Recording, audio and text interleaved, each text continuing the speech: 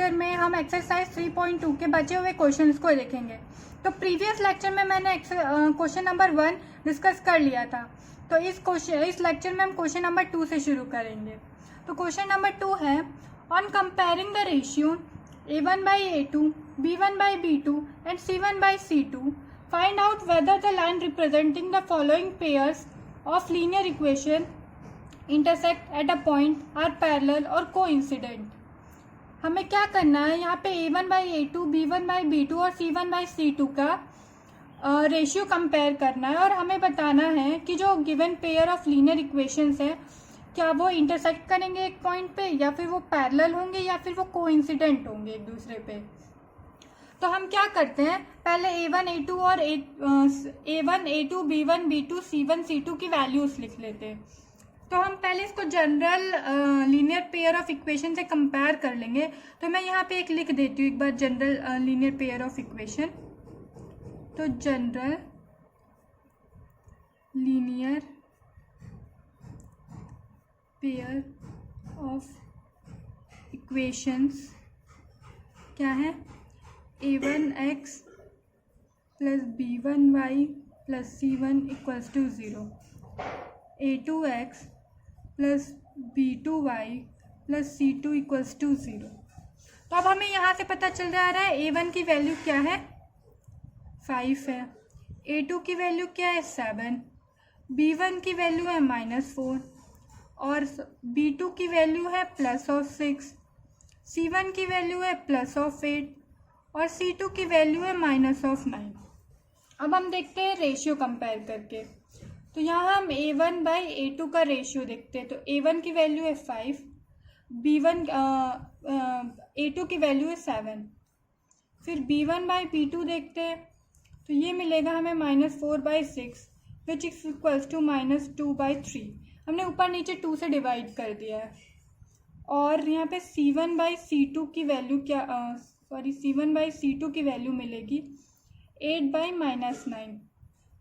तो यहाँ से हमें क्या पता चल रहा है कि a1/a2 is not equals to b1/b2। तो ये कंडीशन किसकी होती है, मैंने आपको प्रीवियस लेक्चर में एक टेबल बनाया था, तो आप उससे वहाँ से देख सकते हैं। तो इसका मतलब ये क्या होगा, जब a1/a2 is not equals to b1/b2, तो ये कंडीशन किसकी होती है कि हमें एक पॉइंट पे ये जो दोनों लाइनें इंटरसेक्ट करेंगी। तो हम क्या लिखेंगे, hence they intersect at a point. ये दोनों एक पॉइंट पे इंटरसेक्ट करेंगी। अब इसका सेकंड पार्ट देखते हैं। तो ये सेकंड क्वेश्चन मैंने लिख लिया है। यहाँ हम डायरेक्टली a1, a2 की वैल्यूज लिख लेते हैं। तो a1 9 है, a2 है 18, b1 है 3, b2 है 6, c1 है 12 एंड c2 है 24। अब हम इन दोनों का रेशियो देख लेते हैं। तो a1/a2 क्या मिलेगा, 9/8, 18 सॉरी। तो ये इसको 9 की टेबल से डिवाइड करेंगे तो 1/2 मिलेगा। b1/b2 क्या मिलेगा, 3/6। इसको हम 3 के टेबल से डिवाइड करेंगे तो हमें 1/2 मिलेगा। और c1/c2 क्या है, 12/24। ये मिलेगा हमें 1/2। तो इससे हमें पता चल रहा है कि a1/a2 equals to b1/b2 equals to c1/c2। इसका मतलब है कि ये जो तीनों रेशियोस इक्वल होती हैं, इसका मतलब है कि ये जो लाइन है वो कौन सी लाइन होगी, ये कोइंसिडेंट करेंगी। तो hence we get a coincident lines, में कोइंसिडेंट लाइन मिलेगी। अब इसका थर्ड पार्ट देखते हैं। थर्ड पार्ट का क्वेश्चन है, तो ये इसका थर्ड पार्ट है। अब हम देखते हैं a1 की वैल्यू है 6, b1 की वैल्यू है -3 और c1 की वैल्यू है +10, a2 की वैल्यू है 2, b2 की वैल्यू है -1 और c2 की वैल्यू है 9। तो अब इन दोनों के रेशियोज देख लेते हैं। तो ये 6/2, हम ऊपर नीचे 2 से डिवाइड करेंगे तो हमें 3 मिलेगा। b1/b2 क्या होगा, -3 डिवाइडेड बाई -1, ये माइनस माइनस प्लस हो जाएगा तो हमें मिल जाएगा +3। c1/c2 हमें मिलेगा 10/9। ये दोनों किसी की टेबल में डिविजिबल नहीं, तो हम इसे एज इट इज छोड़ देंगे।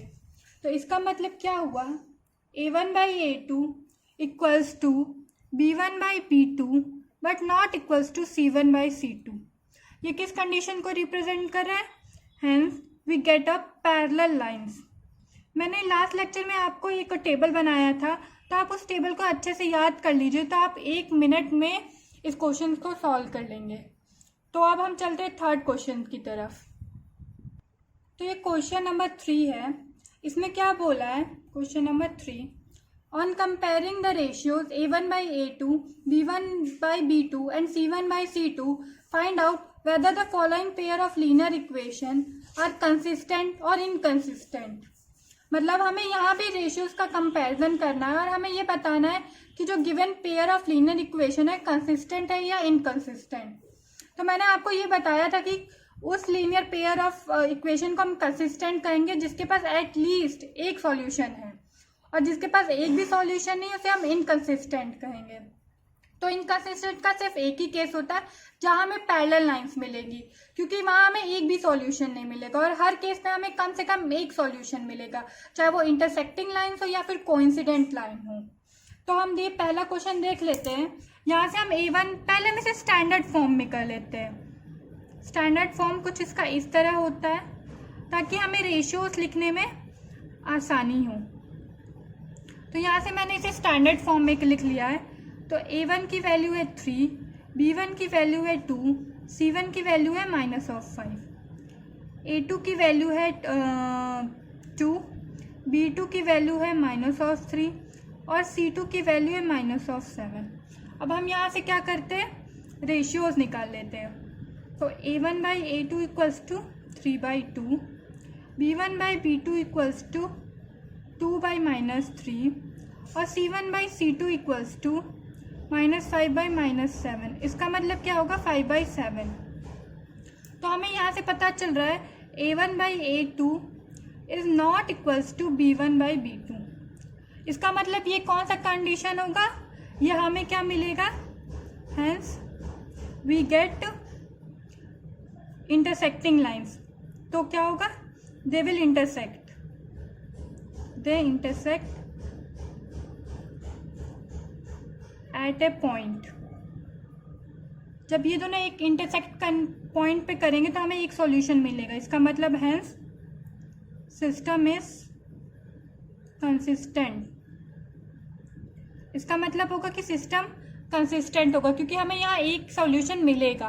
तो कंसिस्टेंट होने की यही कंडीशन होती है कि हमें कम से कम एक सॉल्यूशन मिलना चाहिए। तो ये इसका सेकेंड पार्ट है। इसको पहले हम यहीं पे स्टैंडर्ड फॉर्म में लिख लेते हैं। तो ये हो जाएगा 2x - 3y - 8 इक्वल्स टू 0 और 4x - 6y - 9 equals to 0।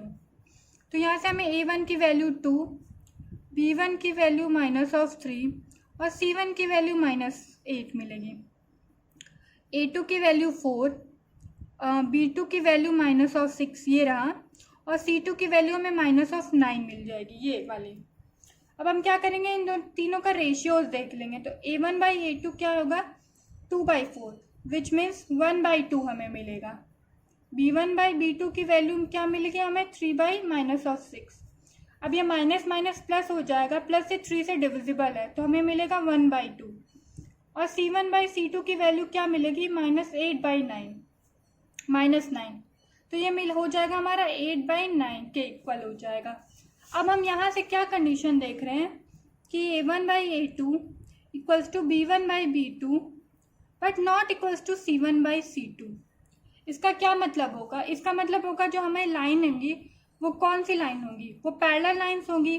Hence we get parallel lines, parallel lines हमें मिलेगी। पैरेलल लाइंस का मतलब है कि हमें एक भी सॉल्यूशन नहीं मिलेगा। सॉल्यूशन नहीं मिलेगा तो इसका मतलब क्या होगा, सिस्टम इज इनकंसिस्टेंट, इनकंसिस्टेंट हो जाएगा हमारा सिस्टम। अब इसका थर्ड पार्ट देखते हैं हम। तो ये रहा थर्ड पार्ट। अब इसमें हम क्या करेंगे, यहाँ हमें दिख रहा है कि यहाँ पे कुछ फ्रैक्शंस के टर्म्स में, तो पहले हम इसे नॉर्मल इक्वेशन बना लेंगे, एक रियल नंबर्स बना लेंगे। तो इसके लिए हमें यहाँ पे एलसीएम लेना पड़ेगा और यहाँ हमें एलसीएम क्या मिल रहा है 6। तो हम देख रहे हैं कि 2 के टेबल में 6 कितनी बार में आता है 3 बार में, तो हम 3 × 3 करेंगे तो ये 9x, और 3 के टेबल में 6 कितनी बार में आता है 2 बार में आता, तो 2 × 5 करेंगे तो ये हो जाएगा हमारा 10y, और ये 7 एज इट इज रहेगा। अब हम क्या करेंगे 7 को यहाँ मल्टीप्लाई करेंगे, यहाँ भेजेंगे और इसको इधर ले आएंगे इक्वल्स टू के लेफ्ट हैंड साइड, तो ये हमारा इक्वेशन बन जाएगा 9x plus of 10y minus of 42 equals to 0, क्योंकि 6 जब इधर जाएगा तो 6 7 जा कितना होता है 42, और जब वो इधर आएगा तो वो नेगेटिव साइन के साथ आएगा। ऐसे इसको भी हम स्टैंडर्ड फॉर्म में कर लेते हैं, तो ये हो जाएगा 9x minus of 10y equal minus of 14 equals to 0, ये हो जाएगा।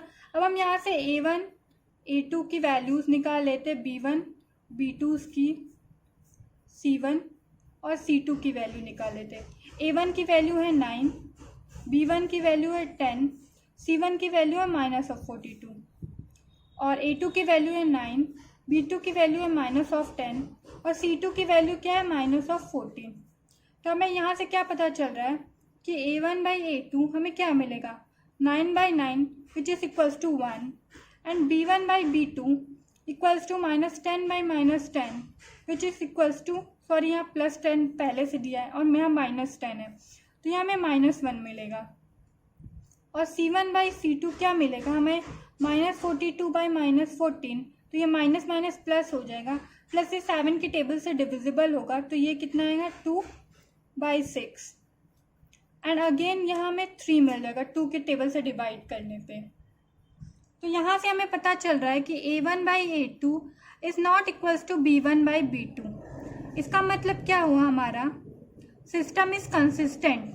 क्यों? क्योंकि ये किसका किस चीज़ को शो कर रहा है, किस कंडीशन को शो कर रहा है, दे इंटरसेक्ट एट अ पॉइंट, एक पॉइंट पे इंटरसेक्ट कर रहा है, और हमें क्या मिलेगा hence system is consistent.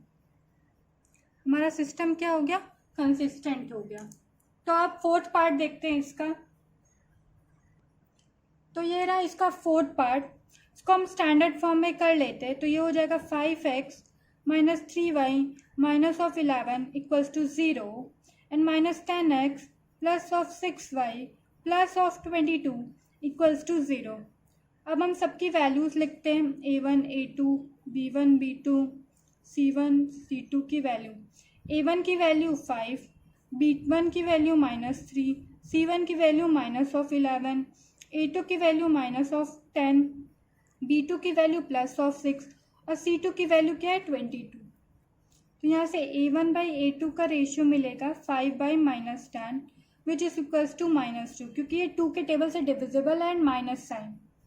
b1/b2 हमें मिलेगा -3/6, तो ये मिलेगा हमें -1/2, और c1/c2 की वैल्यू क्या मिलेगी -11/22 विच इज इक्वल्स टू -1/2।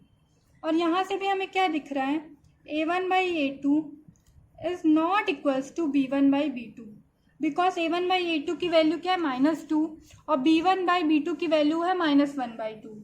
इसका भी मतलब ये क्या होगा, ये किस कंडीशन को फॉलो करेगा, hence they intersect at a point, ये एक पॉइंट पे इंटरसेक्ट करेगा, and hence system is consistent, और हमारा सिस्टम क्या होगा कंसिस्टेंट हो जाएगा।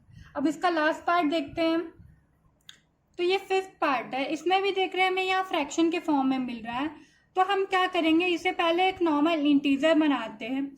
तो हम क्या करेंगे, इस 3 का मल्टीप्लिकेशन एलसीएम ले लेते हैं पहले, उसके बाद इस जो डिनोमिनेटर में 3 आएगा उसका मल्टीप्लिकेशन हम 8 के साथ कर देंगे। तो हम क्या करते हैं 4x प्लस 3 का एलसीएम लेंगे, तो यहाँ 1 है, तो ये क्या हो जाएगा 3 2 जा 6y divided by 3 equals to 8।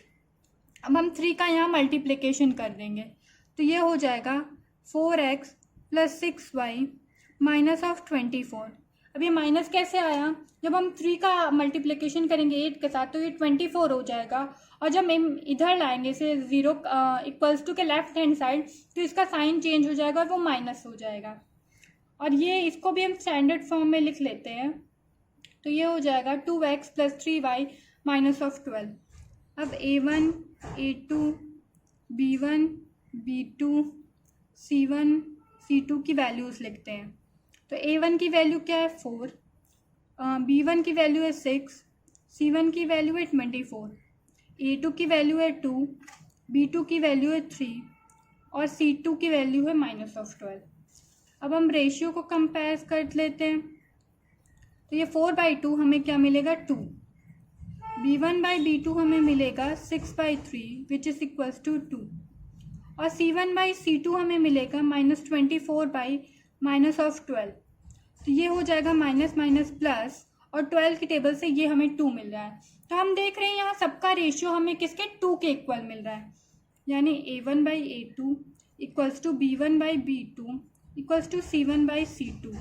और ये कंडीशन किसकी है, पैरेलल लाइंस की कंडीशन है, hence we get parallel lines.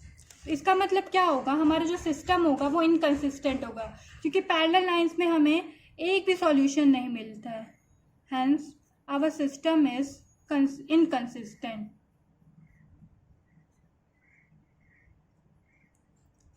तो हम नेक्स्ट लेक्चर में इसके बचे हुए क्वेश्चंस को देख लेंगे। Thank you.